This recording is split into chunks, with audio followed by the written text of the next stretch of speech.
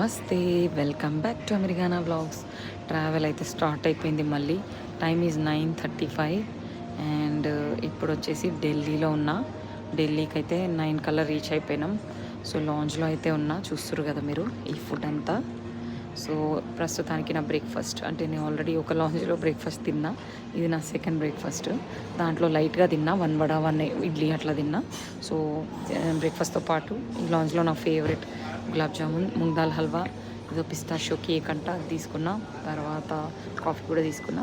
So ఇక్కడ ఇది మర్చిపోయిన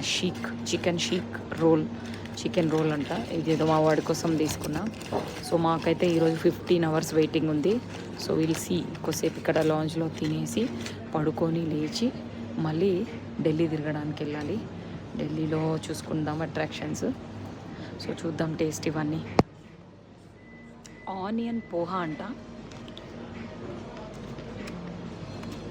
నిద్ర లేని ఫేస్.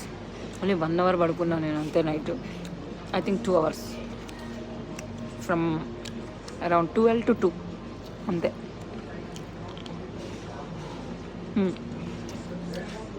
నాకు ఆనియన్ టేస్టే రావట్లేదు అసలు. ఆనియన్ పోహా అని ఎందుకన్నాడో తెలియదు.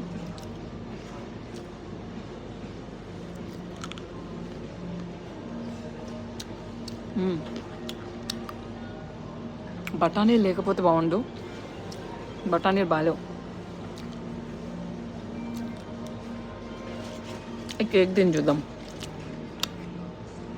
పిస్టాచియో కేక్. ఓ పిస్తా పెట్టినోడు చూసిరేడా. పిస్తాతో తిందాం. అంటే లోపల పిస్తా ఉందా లేదే.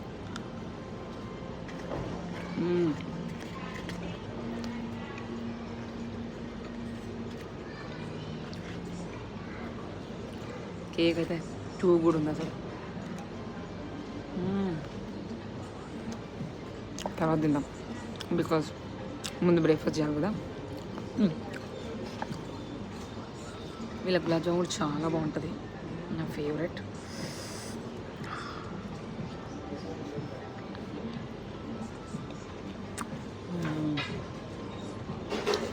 దీన్ని కూడా అట్లా పెట్టుకుందాం, తర్వాత తిన్నాం.